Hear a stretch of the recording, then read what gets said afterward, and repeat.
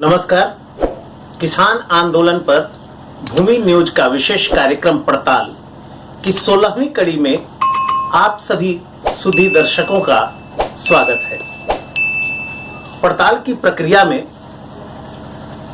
हमारे साथ बातचीत करने के लिए उपस्थित हैं हिंदी साहित्य के व्याख्याता डॉक्टर राजेश प्रसाद। सबसे पहले हम इस कार्यक्रम में डॉक्टर राजेश प्रसाद जी का स्वागत करते हैं और हार्दिक अभिनंदन करते हैं। धन्यवाद प्रेम भैया, और इस मंच को भी बहुत बहुत धन्यवाद कि हमें अभिव्यक्ति का मौका आपने दिया। बहुत बहुत शुक्रिया। हम आपसे ये जानना चाहेंगे कि महीनों से किसान आंदोलन चल रहे हैं और इस किसान आंदोलन में लाखों किसान लगे हुए हैं। कुछ लोग कह रहे हैं कि किसान नहीं भी हैं, तो इस पर चर्चाएं तो बहुत हो गई।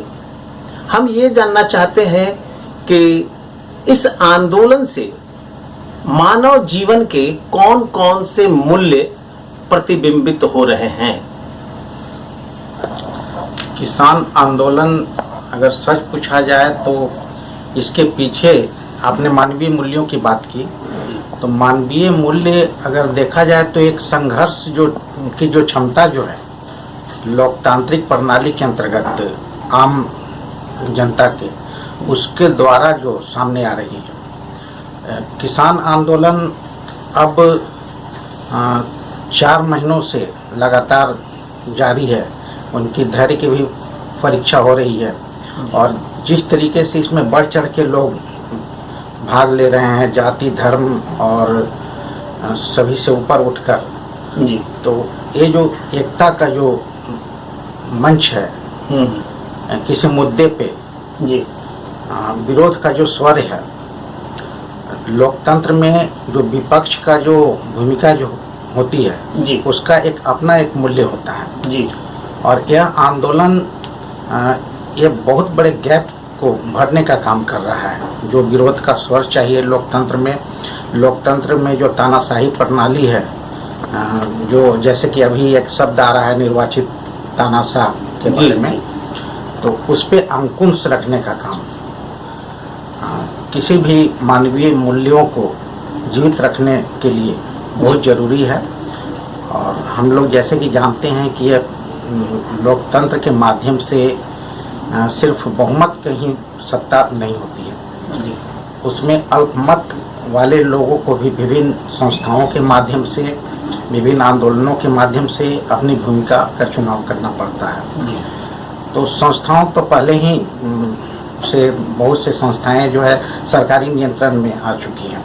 यहाँ तक कि हमारे विद्यालय विश्वविद्यालय का भी यही हाल है, जहाँ से आंदोलन को समर्थन मिलता है जी। तो जागरूकता के एक स्तर पे मीडिया भी आपका सही ढंग से बातों को नहीं रख पा रहा है, और यह आंदोलन जिस तरीके से, जिस भूमिका में लोगों को आगे ले जाने का काम कर रहा है, तो ये लोकतांत्रिक भविष्य के प्रति एक आशावादी दृष्टिकोण का भी संचालन कर रहा है। और इसलिए मानवीय विकास में और लोकतंत्र के भविष्य तय करने में इसका अपना महत्व है। और हम समझते हैं कि जो एक शब्द आ गया है प्रायोजिक लोकतंत्र के बारे में, ये सब कुछ आपका प्रायोजित हो रहा है, पहले से तय हो रहा है, और इसमें हमारी तकनीकी क्रांति की भी बहुत बड़ी भूमिका रही है। तो तकनीकी क्रांति से कैसे संघर्ष किया जाए, जो सत्ता पक्ष जो है एक माहौल जो बना दे रहा है सब कुछ तकनीकी के द्वारा, उससे कैसे, किस स्तर पे कैसे निपटा जाए, ये भी आंदोलन उनके माध्यम से प्रतिबिंबित हो रहा है जी। और आने वाला जो भी होगा इसका निर्णय, भले ही सरकार कानून खत्म करे या ना करे, लेकिन लोकतंत्र के लिए आंदोलन बहुत बड़ी चुनौती भी है। और आने वाला समय बताएगा कि आंदोलन के जो मूल्य जो हैं वो किस प्रकार से लोकतंत्र को आगे बढ़ाने वाले साबित हो रहे हैं।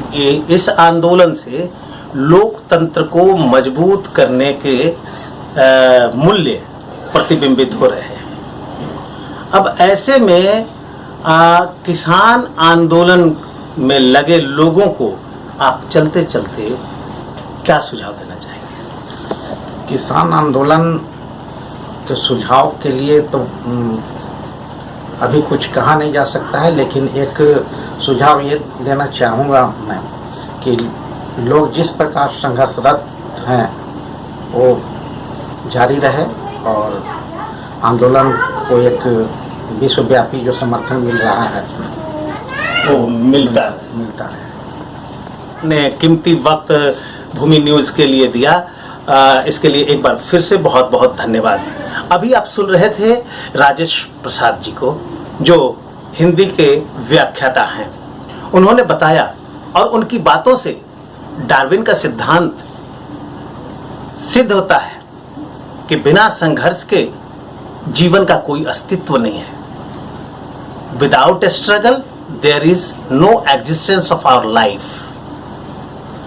ऐसे में संघर्ष के मूल्य जो प्रतिबिंबित हो रहे हैं वह मानव जीवन के लिए बहुत ही जरूरी है। आज के लिए बस इतना ही। फिर मुलाकात होगी अगली कड़ी में। तब तक के लिए दीजिए हमें इजाजत। बहुत बहुत